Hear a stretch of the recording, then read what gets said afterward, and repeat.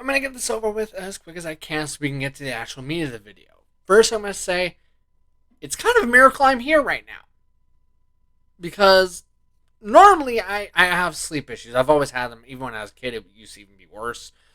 But basically, the worst I've ever done was 5 minutes of sleep out of an entire week. Well, I broke that record last week, or the week that's passed. Basically, for more than a week, my big record has been 30 seconds now of sleep out of an entire week.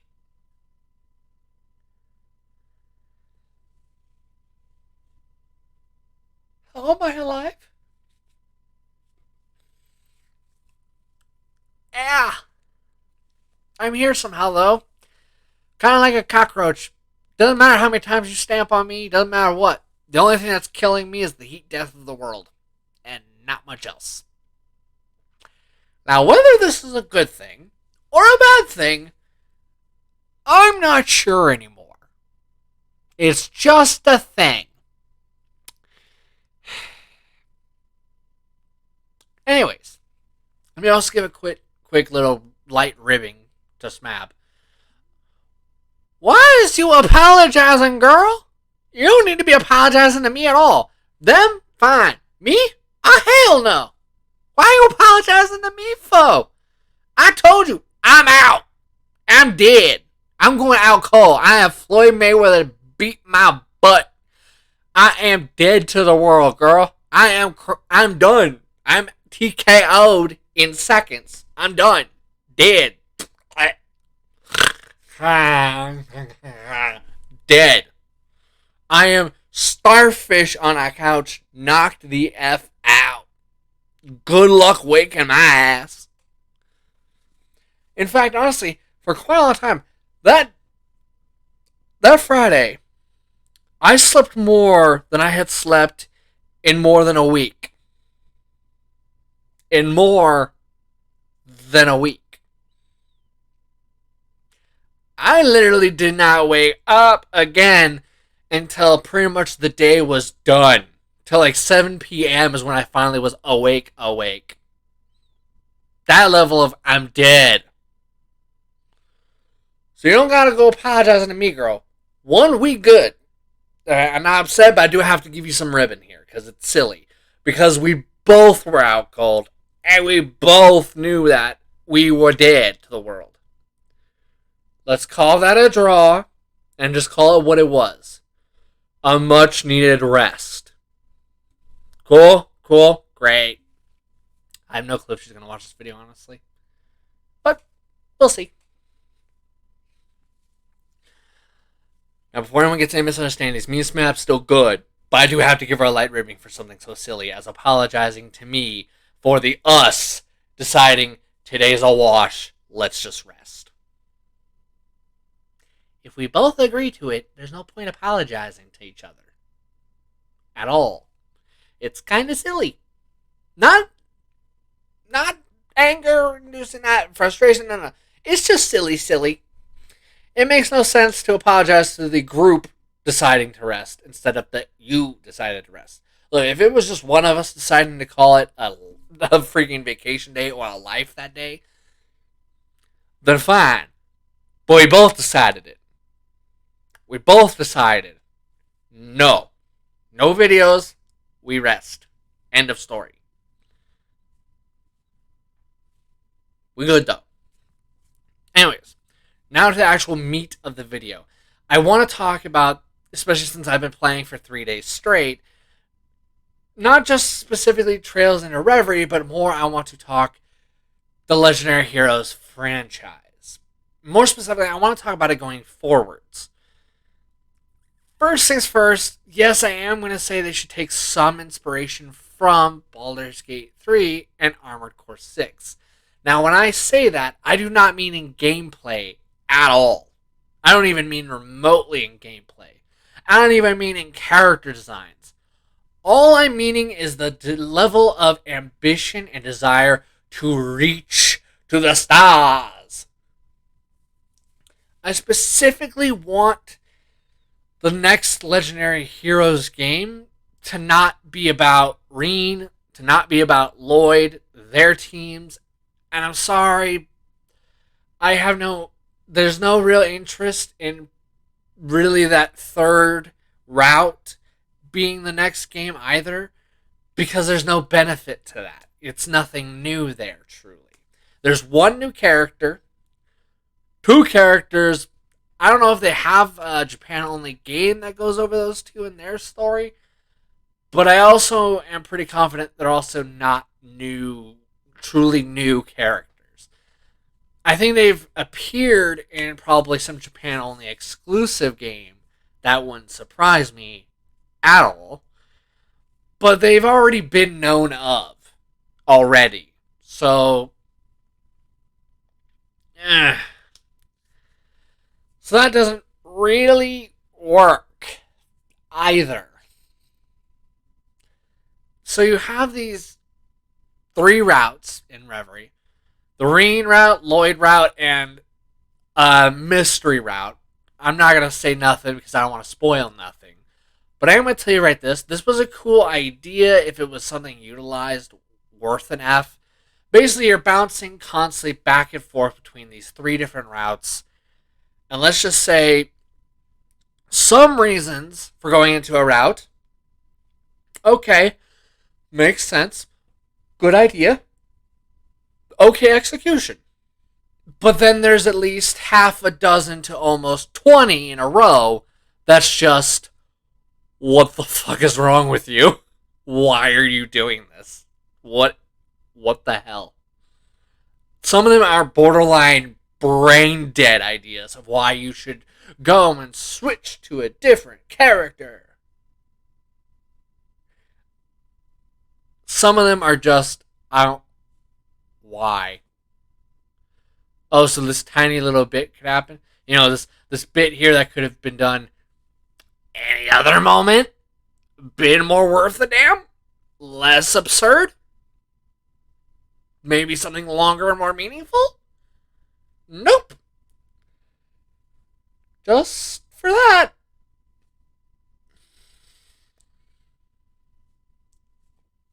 Going forward, because they've butchered this idea of switching between teams hard here, in the next game, they now need to treat that like it's retconned or a plague. They need to avoid it and burn it. Yeah. It's terrible. Not good now. Because you've made sure it was so used so extremely, so violently, so constantly, to the point of where it's ridiculous and not even interesting or fun. I'm going to hope I've made my point yet. It is literally something that it would have taken a proper worth a damn QA team who are doing their jobs literally pretty much 10 minutes to discover, oh, this is an annoying thing already. This is going to get more annoying the more it happens. And the problem is they don't even need like long into it. They don't need to be chapter 3 or where I'm at, which is the start of chapter 4. No. No. You do not need that much time to discover that this thing was going to get annoying and only get more annoying the longer the game went on. It literally would have taken you about 10 to 20 minutes into chapter 1. Literally, it's not going to take you long to realize the problem with this. Just Act 1 alone hammers this thing into the dirt and makes it an annoyance and random itch on my foot. When it comes down to it, honestly, it's something that honestly I have to question who was your QA team. Why do they have jobs? If they couldn't even so much as do enough of the testing to actually notice, hey, this is something that's annoying in Act 1, early into Act 1, I might add, and it's only going to get more annoying the more you use it. You guys might want to fix this. But I guess the QA team just decided to flip the bird and go out for drinks or something. I can't think of what else it could be. Anything else is just mind-numbing and idiotic. It makes no damn sense. Going forwards, they need to avoid this now.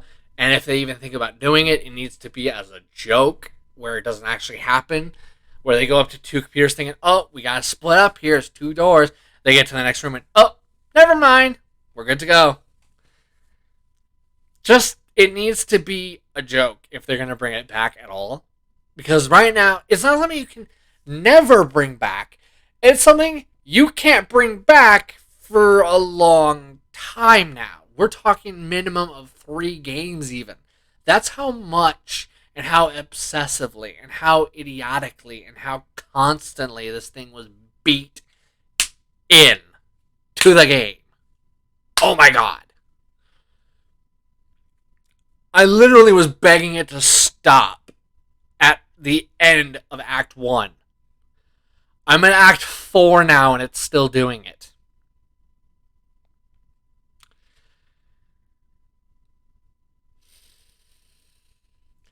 The thing is there's a couple ways it's done. There's the Into Reverie version, where I'm not going to say it's a spoiler really for Into Reverie, because one, it's in the title. Two, it's been done in almost every freaking game. Right? Almost every game. Okay, almost literally every Cold Steel game. Almost every one of them has a corridor of Reverie. So I'm not going to think of it as a spoiler in the slightest. So I am going to tell you right now, there is this. When it's done the way the Reverie has it, where you're broken into 2 separate teams, you have your reserves, and then the people actually doing the fighting, there's no issue whatsoever. Because you're not bouncing back and forth. You just have all these reserve characters who you can use and set into your team. And then there's the actual team going out and fighting. Now, they do something kind of cool that I have mixed feelings of. They added in a system where the area you're staying at can get bombarded by enemies. And you have random characters chosen to fight. And you have, at first, a limited number of swaps you can do. You can swap out 1 character and nothing more at first. The thing is this is a good idea, but it needed to be expanded upon radically. Instead of having randomized enemies, this would have actually been the best time to do some kind of a pseudo your own variety of horde mode, actually. For the first time ever, I'm actually thinking a horde mode would have been a good idea. Which is a weird feeling because I'm not into horde modes in the slightest, and Mass Effect 3 and Andromeda did not make that better. They just made that 10 times worse for me. Yet here, I'm actually almost wishing they did kind of do the world's most, kind of altered and unique horde mode, where instead of just you and some friends, attacking somebody, now it's instead you and your entire reserve of characters. Now, instead of controlling just 4 characters, now you're controlling every single reserve character in a desperate fight to keep your shite. It would have been probably the most unique and most memorable and almost the coolest horde mode ever made. Sorry, Gears of War, I still haven't played you at all yet. Nothing personal. I just haven't gotten around to it. Sorry. When it comes down to it, honestly, what's so cool here is that they could do their own horde mode and it would work. And it would also be more interesting than most horde modes, because instead of it just being you and a group of friends, instead it's you trying to manage a legitimate F-ton of reserve enemies against what seems like a horde from hell, bombarding you with monster after monster after monster. That, honestly, to me, sounds pretty cool, and you can even make it really dramatic. If they win against you, all of a sudden now your stuff that you've been spending time upgrading is dropped down levels based off of how many enemies managed to conquer your allies. That's pretty dramatic. That's pretty tense. Especially since some of this stuff are located on a singular point. A singular point. Which means, if you're not being careful and you're just being an idiot, you either lose some stuff in, say, your healing tree, lose some resources that you could get through stuff like the unsealing and the freaking shop and the blazing forge, losing access to some mini games and even some memories from the past. Or if they get to the center, start limiting your characters, weakening your team as a whole. Eh? Guess what? You're probably gonna go into freaking sweaty tryhard mode then, huh? And what's more is it's gonna create tons of drama, but not the fake drama of just some character said this or whatever have you. No, instead it's the oh my stuff, oh hell no, kick the ass, kick the ass. You start losing your mind and having fun because now there's some actual worth and F drama being inserted in these moments because you don't want to lose your stuff. And on top of that, you don't want your team crippled because you were careless and let the enemies destroy too much. Now, sure, we can add in a system where it's not too punishing, where we add a system to repair these things, but it costs phantasmal shards that you're getting through doing the missions in order to repair them, therefore limiting the upgrades you could do as well, making you have to choose now, which do I need more? Do I need to repair these things that got broken, or do I need to instead re-upgrade my character? Forcing you to kind of have this tough moment of choice where it's like, both are hugely beneficial. I only have enough shards for one or two of these things. What am I going to put at a higher value than the other? And that part creates tension, drama. It creates interesting choice where you have to choose. Do I value my mainline exploring team being able to do all this stuff? Or do I care about the stuff that gets me shards? Maybe not as much as I'd like, but still gets me shards for doing them in the missions. But I also could just upgrade my team and still get shards by doing the missions that involve the exploring part. Creating this choice, they didn't do that.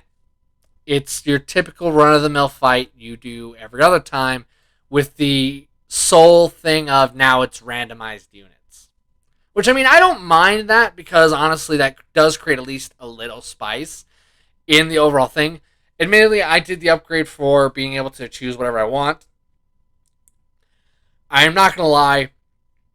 The reason I did that is not because I intend to use that, really. The reason I got that was just to have it. In case maybe something at the end of this Reverie corridor has a moment where I actually need that. We'll see going forward. I haven't finished the game yet, but I am going to do a review for it. Don't. It's going to be there. I'll get into that info at the end. But basically, what I'm getting at here is for the next game, you can't really do the whole switching between teams thing now. You kind of messed that up here. You kind of used it so heavy, so obsessively, and so ridiculously that going forwards, trying to use that again for anything, it's just not going to go over well. It's going to kind of piss off the player and annoy them, because I know for a fact that I love the games extremely, and it kind of pissed me off eventually.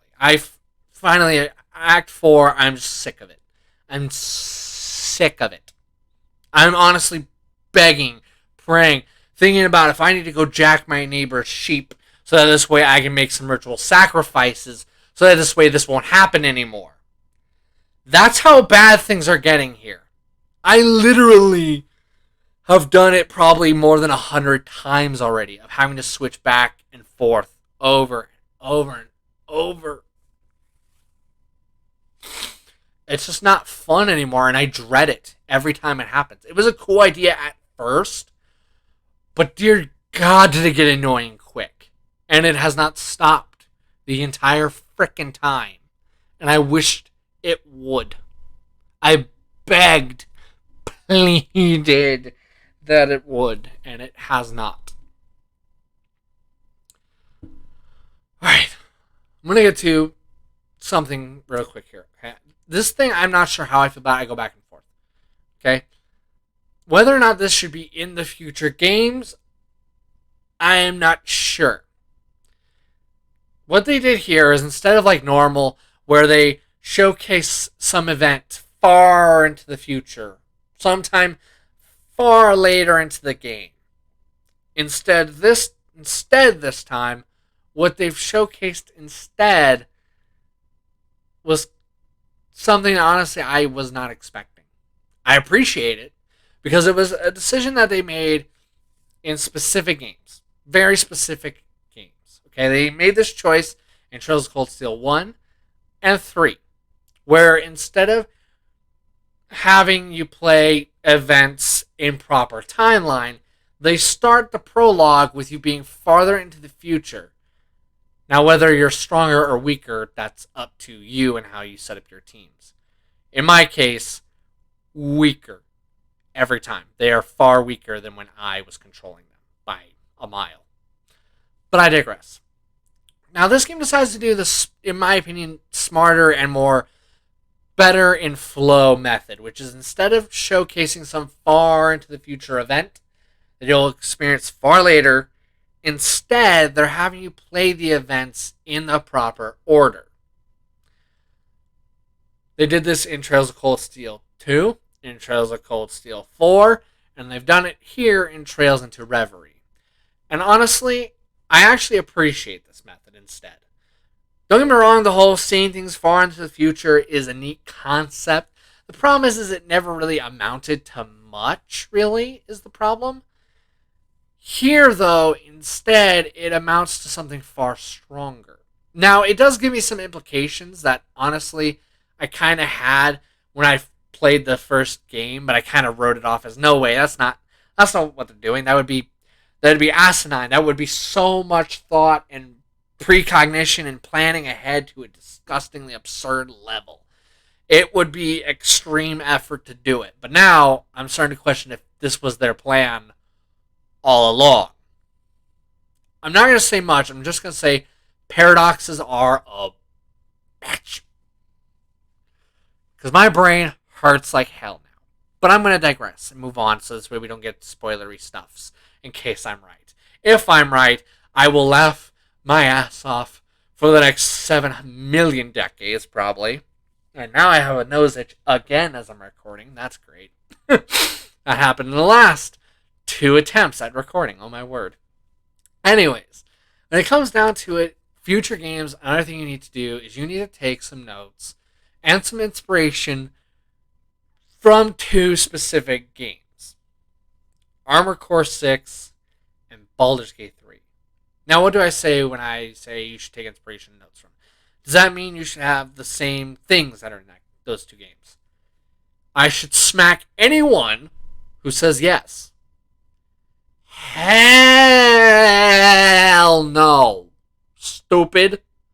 When I say take notes and inspiration, I mean when you see these 2 companies who are kicking ass, objectively, and mind you, one of them was almost Game of the Year, possibly. Then Baldur's Gate 3 decided we're going to own everything. We're going to kick ass. That's the thing they should be taking notes and inspiration from. It's not that you should be trying to take what's in those games. It's that you should take inspiration from how high they were reaching. You should be taking inspiration from the heights that some of these 2 are trying to reach. These 2 aren't reaching just to make money the easy criminal way, like EA. They're making money the smart way. The way that gets you shit ton of fans. That gets you tons of people who are excited for the next game you released. They're doing things the way that it should have been. In fact, they are doing things the way that things should have always been, but criminal companies like EA don't want, because that requires you to actually do your job. That's the key thing here. Only idiot, lazy criminals are going to say that they shouldn't do anything that Baldur's Gate 3 has done here when it comes to being functional or ready to be released.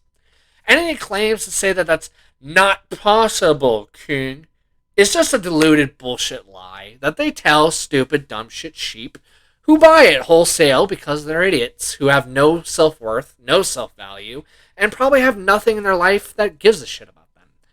Sadly, there's someone who does care, but they don't care enough to be heard that someone cares. They're too stupid for that, I guess. I don't know. Broken? Zombified? Whatever term you want to use. The reality is this.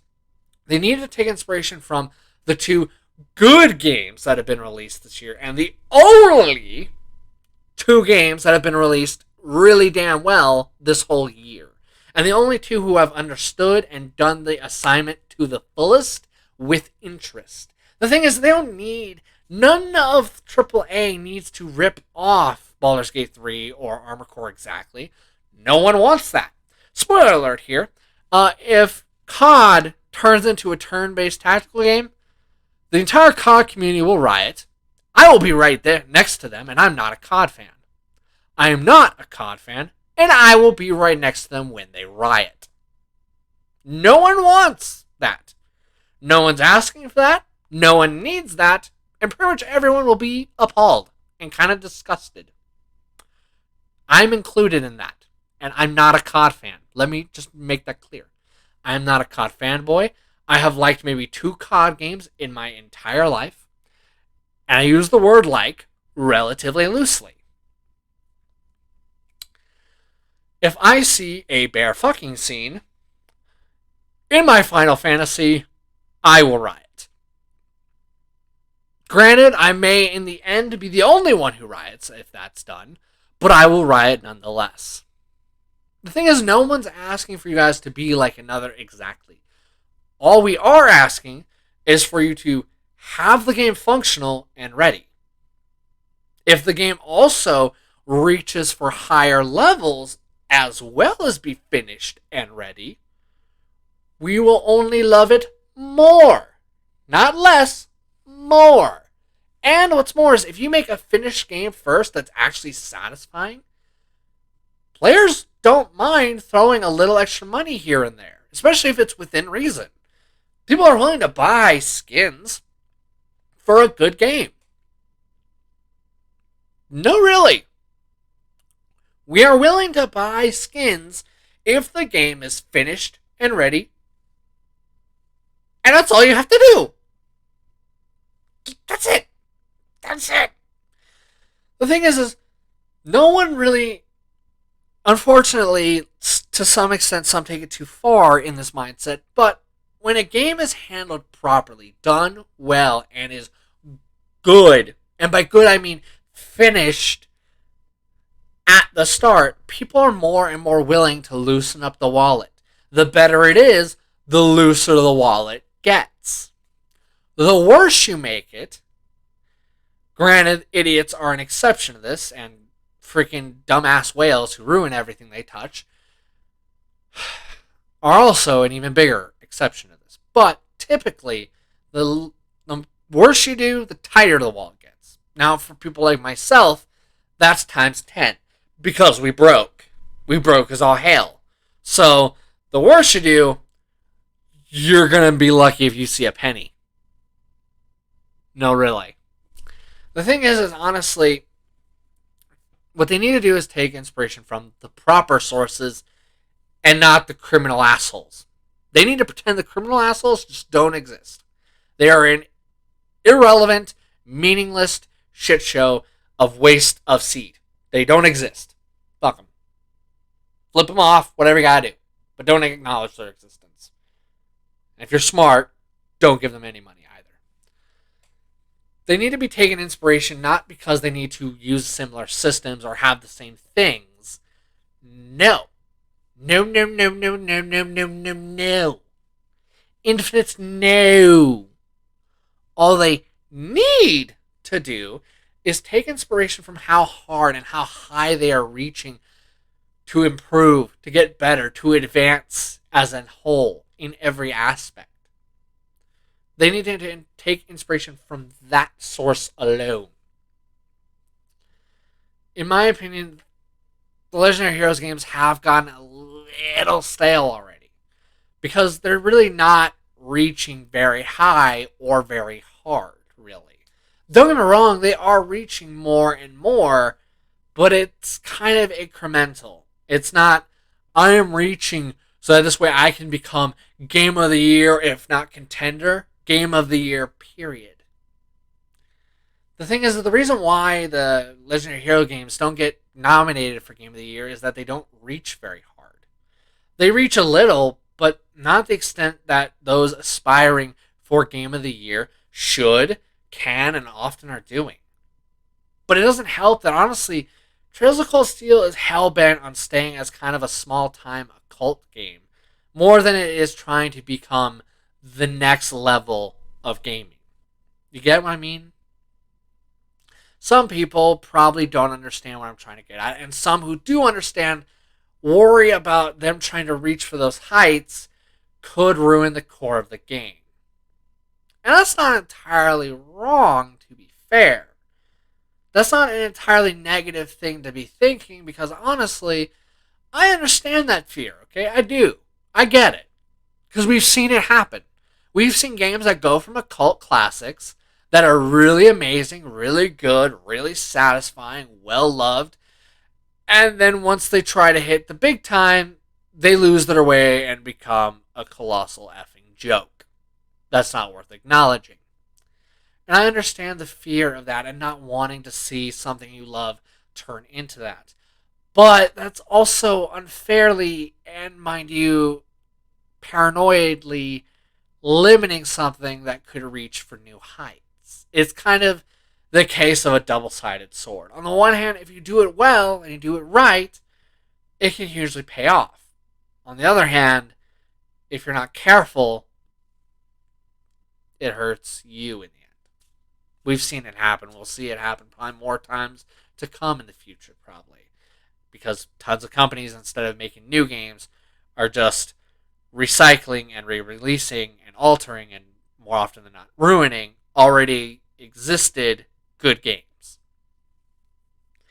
Granted, there are some exceptions to that, sure, but not as many as there should be.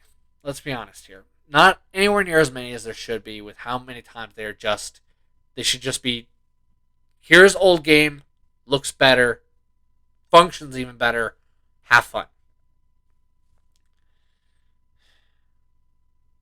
And it's unfortunate.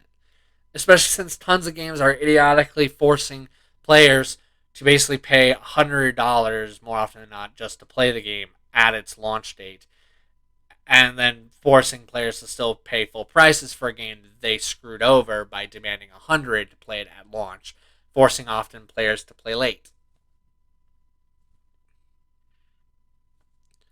It's an unfortunate, horrible system that honestly people who claim to love gaming should be standing up against this kind of crap.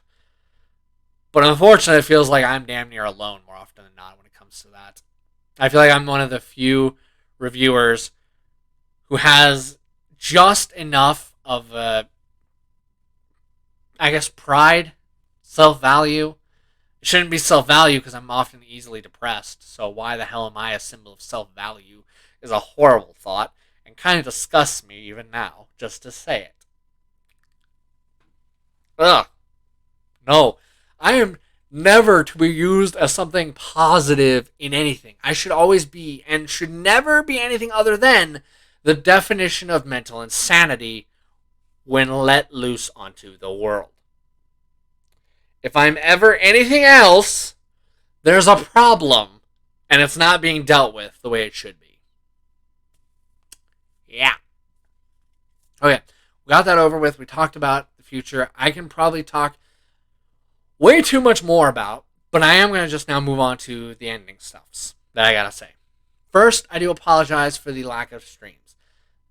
Life has made sure to have plenty of its way, as hard as it could.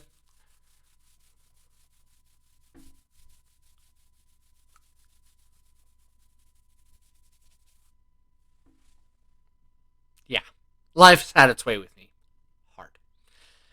Then add in the fact that certain things have caused certain, depression bouts, certain things that have caused depression. I really need to work on that. I really do need to work. Anyways, I do apologize. Almost went into a tangent there. When it comes down to it, honestly, I do apologize for it. I am going to ask Smab I'm thinking sometime during the end of the week, I'm going to ask Smab how to set up a poll. And then hopefully by next week, there should be a poll up asking people if they think I should stick with the one video a week or if I should increase that to two videos a week so that this way, instead of just a stream or an opinion video or a review, now people can kind of get a stream and an opinion or a stream and a review instead. Whether or not people will even do this poll, I have no idea. I really don't. I think maybe if I'm lucky, maybe I'll get 2 votes. If that. When it comes down to it, it is something I do kind of want to do, though. Just to kind of see if maybe the channel should expand the number of videos it makes a week. Now, I am going to apologize ahead of time. My overall time schedule, that part isn't changing. That's still going to be randomized. There is a reason for it, I swear. It's because of my freaking sleep. My sleep is so toxically random on whether or not it'll even happen at all that honestly, I don't feel confident in giving like a timestamp. Because I have no clue if I'm going to oversleep the entire day away tomorrow, if I'm not going to sleep at all tomorrow. I know nothing. I literally can never guess. And this whole new record of 30 seconds out of a week does not help with that at all. That just makes it even worse. Now I have no idea. Even more so than I already didn't. Which is great. Now, even if I do expand the number of videos, I want to make something clear. I'm still going to be freaking working with Smab. That's still going to happen. Don't y'all worry. Don't y'all worry. Just because I'm going to increase the number of videos potentially does not mean that Smab getting canceled out and none of that crap, alright? We will still cause mayhem and Code Vein as soon as she feels good and up to it, alright? That's just facts. We'll cause tons of mayhem. It'll be like the day we first met all over again, okay? And by day we first met, I meant make pretty much almost every single fight in the game our little bitch. That'll be fun. Especially since her playstyle and mine are so extremely different. Which reminds me, I should really ask her if we want to try and do the same stuff we did or if we wanted to try new things. I'm not sure. We'll see. I will point out that the stores we did do the what is basically classified as the true ending, I guess you could say. With how old the game is, I am gonna say something. If you haven't finished the game, that's on you. It's been out way long enough for you to have finished it probably a few times over. Quite a few times over, even. I know I've already finished the game twice over. Granted, I was trying to do the normal ending, and I didn't get that ending, which was weird. I also didn't get the trophy for that ending either, so even more so I didn't get it, which raised a lot of questions. I don't know, don't ask. I did get the bad ending as well, though, which was great. I actually kind of liked the bad ending, which was a weird feeling. Normally when I do a bad ending, it's not my taste. Not because I like happy unicorn, but no. It's just that it was more satisfying than I expected it for a bad ending. I expected the satisfaction to be lower, but it was pretty good. So we'll probably, I'm not sure, maybe we'll do like freaking normal ending run through. I don't know. We'll see. I just should ask her if she wants to try to do other things, or do we want to just, for the sake of screw it, play the same character setups we had back when we first met? I'm not sure. We'll see. Furthermore, I'm just going to say, I do apologize for how long this video is. That wasn't intended. It's going to get a little longer because I still have another thing to actually end off with. But I'm going to simply say this, I do apologize. I'm going to try and edit as best I can, but I'm afraid this third take doesn't have really much of anything to get rid of, sadly. Now, I'm going to tell you right now, there is going to be a Baldur's Gate 3 review. I am working on it. But then again, I'm also working on 2 other reviews at the same time. But I won't lie, I am the most excited for the Baldur's Gate 3 review, to the point of where I'm actually going to go really hard into the editing for that game, to an extreme. Like, there's, out of the many me's, the many us's, there's one individual especially who, I'm not going to lie, he wants out. He wants out so that this way he can gush about the game too. And you know what? Since I have that green screen, I've decided, idiotically possibly, I'm going to let the demon out a little bit. And I'm not going to lie, he is so excited, I am actually struggling to shut him the hell up. What? Oh yes, Baldur's Gate. So yeah, yes. wish me luck. Very excited. Because he don't like me. He wants to destroy the me. Eeks. Wish me luck. Hopefully I survive letting him out. Oh hey, my PC didn't start to die, unlike the first take. That's nice. Thanks, PC. I'm not gonna lie, I'm not gonna miss you, PC. I'm not gonna miss you. Alright. The rest of y'all, though, who have watched this video, I will miss. But I will be back next week. I don't know if I'll do a part 2 this immediate next week for the future of Legendary Heroes. But I am... Future me is going to have my back and probably title this Fool's Opinion Future of Heroes. Probably going to title it that. Or he's going to say of Legendary Heroes, just to make it clear what games being talked about, possibly. Or at least I hope. Unless he decides to punk my ass and change the title. Don't do it, future me! He's probably going to do it, isn't he? Yeah, he's probably going to do it. Oh well. Here we go. See ya! Yes. Soon I will be unleashed upon all you mortals.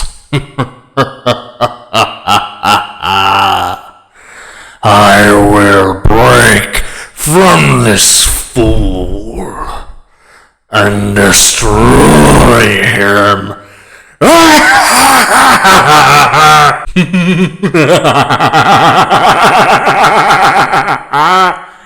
It will be good.